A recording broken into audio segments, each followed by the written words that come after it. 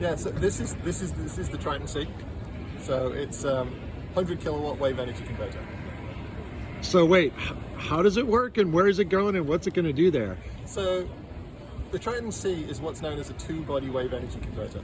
So what you see here around us is basically the float. It sits on the surface of the ocean.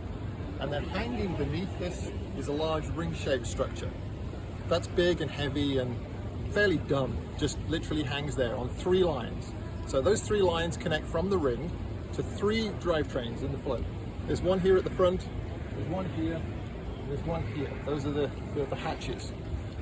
As the body is moved by the waves, as this float is moved by the waves, it pulls on those lines, causing the drivetrains to turn, and that's what generates power.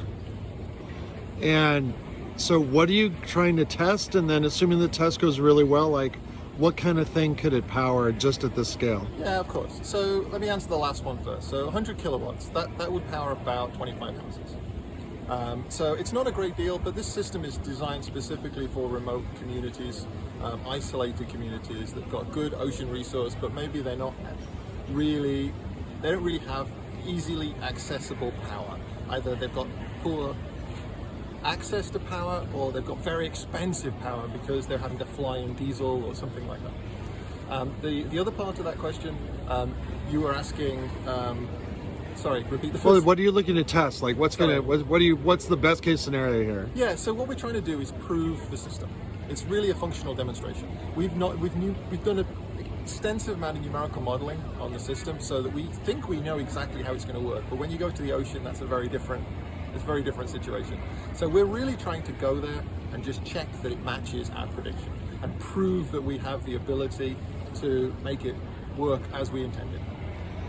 And so ultimately your vision is these are cost competitive purely renewable sources of energy for certain types of communities, or? Yeah, so that's exactly right. So the key here is going to be, sorry, can we just hold on one second? Sorry, we're just gonna... No, do your thing. We're done. Thank you so much. Well, let me answer that. Oh, question. yeah. down this ladder here. He's very busy. That's fine. I don't need to. Don't fall down anything.